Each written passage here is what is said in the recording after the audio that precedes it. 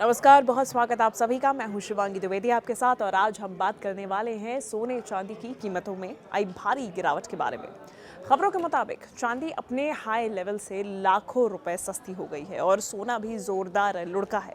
अब चलिए इसे समझते हैं कि किस तरीके से आपको कैसे कीमतें गिरी हैं वो समझाएंगे। अभी मौजूदा रेट्स क्या है, निवेशकों पर इसका क्या असर पड़ेगा और भविष्य में क्या हो सकता है। तो चलिए शुरू करते हैं। सबसे पहले सोने चांदी का बाजार आखिर गर्मा क्यों गया है, ये समझिए। देखिए, सोना और चांदी हमारे देश में सिर्फ जेवरात नहीं बल्कि निवेश का सबसे बड़ा साधन है। ऐसे में शादियों, त्योहारों से लेकर महंगाई से बचने तक हर कोई इनकी ओर रुख करता है। लेकिन पिछले कुछ दिनों में ये कीमती धातुएं रिकॉर्ड हाई छूने के बाद अचानक ही क्रैश हो गई और 4 मई 2026 की एक रिपोर्ट कहती है कि चांदी का भाव अपने पीक 2,07,000 रुपये तक सस्ता हो गया। अब ऐसे में बजट से पहले ये रॉकेट की तरह चढ़ रही थी। जनवरी फरवरी में चांदी 4,20,000 प्रति किलो तक पहुंच गया था। सोना 2 लाख प्रति 10 ग्राम तक पहुंच गया था। लेकिन अब मार्च अप्रैल में गिरावट का सिलसिला शुरू हो चुका है। MCX पर चांदी 2,49,760 रुपये प्रति किलो पर आ गई, जो कि अपने हाई 2,07,000 कम है।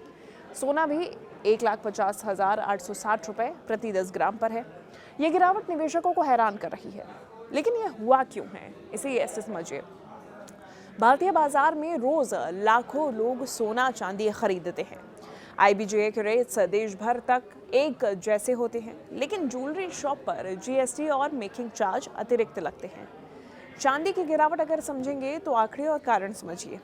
सबसे पहले चांदी पर ही फोकस, क्योंकि खबर के अनुसार 5 मार्च की एक्सपायरी वाली चांदी पीक पर पहुंची और फिर फिसलने लगी। बीते सप्ताह यानी कि 5 ट्रेंडिंग दिनों में ये 2,49,499 रुपये प्रति किलो पर बंद हुई। हाई से अपने 1,70,549 रुपये सस्ती पर।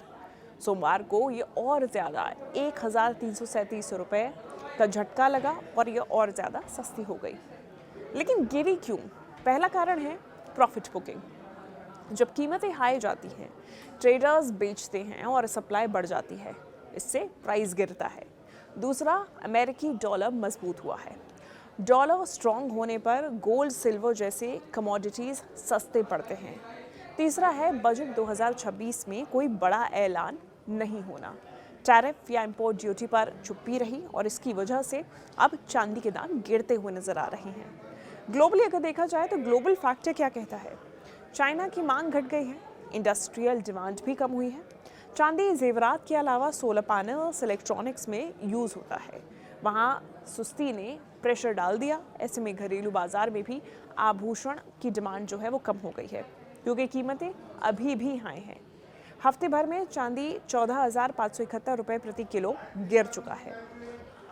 अगर आप निवेशक हैं तो ये आपके लिए मौका हो सकता है, लेकिन एक्सपर्ट्स से सलाह आप ज़रूर लें। अब चलिए सोने की कीमतों के बारे में बात करते हैं। वर्तमान रेट्स आप चेक कर सकते हैं। सोना 24 कैरेट गोल्ड का जो लेटेस्ट रेट IBJ के मुताबिक है, वो 24 कैरेट सोना 1,52,080 रुपये प्रति 10 ग्राम है। 22 कैरेट सोना 1,48,430 रुपये प्रति 10 ग्राम। 20 कैरेट सोना 1,35,350 रुपये प्रति 10 ग्राम और 18 कैरेट सोना 1,23,190 रुपये प्रति 10 ग्राम है। 14 कैरेट सोना 98,090 रुपये पर है। MCX पर 2 अप्रैल को 1,93,096 का लाइफ टाइम हाई सोने में देखा गया। अब जो है वो 1,50,860 पर है, यानी कि 38,000 से ज़्यादा कम। ये गिरावट 38,000 की देखी गई है। सोमवार को 251 रुपये का डिप देखा गया, अपने हाई से 52,135 रुपये प्रति 10 ग्राम के नीचे। कारण वही है, डॉलर इंडेक्स ऊपर गया है, प्रॉफिट बुकिंग हुई है, बजट का असर देखा गया और इसीलिए फेडरल रिजर्व की ब्याज दरें ऊंची रखने से गोल्ड भी प्रेशर में है। भारत में सोना इंपोर्ट डिपेंडेंट है, यानी कि वैल्यू मेंटेनेंस टैक्स और ड्यूटी ने पहले चढ़ाया, अब ग्लोबल प्राइस से गिरा रहे हैं इनके दामों को। शहरों में निश्चित तौर पे थोड़ा अंतर देखने को मिलेगा। दिल्ली, मुंबई में GST प्लस मेकिंग चार्जेस से 3 से 5% तक की महंगाई देखी जा सकती है, तो वहीं चेन्नई में काफ़ी ज़्यादा हाई रेट्स हैं। लेकिन पहले कीमतें क्यों चढ़ी थी, अब सवाल ये है, क्योंकि ये जो गिरावट है ये अचानक नहीं आ रही। जनवरी 2026 में नया साल आते ही क्रैश शुरू हो गया। लेकिन पहले चढ़ाव का कारण आप समझिए। सबसे पहले तो ग्लोबल अनिश्चितता, युद्ध, इन्फ्लेशन, भारत में wedding season, Akshaya Tritiya season, इनकी वजह से दाम बढ़ते चले गए। चांदी का हाई भी 4,20,000 तक पहुंच गया था प्रति किलो के हिसाब से। लेकिन फरवरी में बजट के बाद प्रॉफिट बुकिंग हुई और इसीलिए धीरे धीरे अब दाम घटते जा रहे हैं। एमसीएक्स फ्यूचर्स में मार्जिन हाइक ने स्पेक्यूलेटर्स को रोका, डॉलर से स्ट्रॉन्ग हुआ, यूएस बॉन्ड यील्ड ऊंचा हुआ और ये सब मिला तो फिर क्रैश हो गया।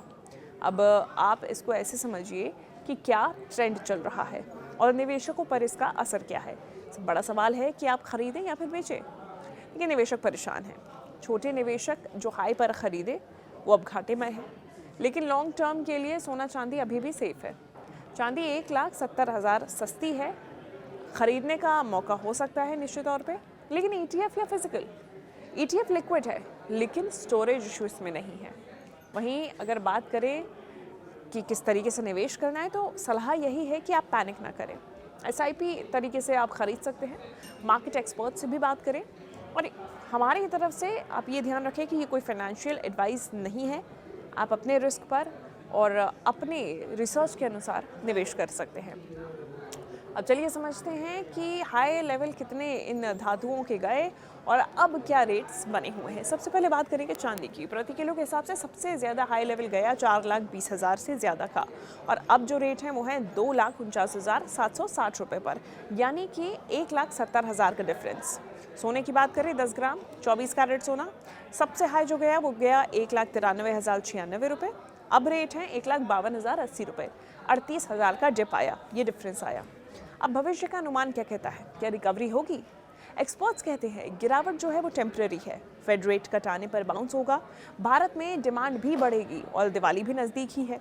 अब ऐसे में चांदी में इंडस्ट्रियल रिकवरी भी देखी जा सकती है, लेकिन रिस्क ज़रूर है और वो रिस्क है जियोपॉलिटिकल टेंशन। 2026 में 10 से 15% ग्रोथ पॉसिबल है। ऐसे में आप ट्रैक करते रहें। क्या ट्रैक करना है? IBJ ट्रैक करिए, इस पर आपको रेट्स पता चलेंगे। MCX ऐप भी ट्रैक करिए और डेली के अपडेट्स लेते रहिए। वैकल्पिक निवेश भी आप कर सकते हैं, लेकिन सवाल कि कहाँ पैसे लगाएं? तो देखिए, सोना चांदी अगर गिरे तो shares, mutual fund, gold ETF या फिर SGB, सिल्वर में आप सिक्के ले सकते हैं, लेकिन डाइवर्सिफाई करिए अपने जितने भी एसेट्स हैं उनको। आप FD भी करा सकते हैं, बैंक में FD सेफ है। तो कुल मिला के आपको स्मार्ट रहने की ज़रूरत है। सोने चांदी की ये गिरावट मौका भी है लेकिन चेतावनी भी। तो ये साफ हो चुका है कि मार्केट इस वक्त वॉलेटाइल है, इसलिए आप अपडेटेड रहें, एक्सपर्ट सलाह लें और वीडियो को लाइक शेयर ज़रूर करें। कमेंट करके बताएं कि आप इस मौके का कैसे फ़ायदा उठाएंगे। धन्यवाद।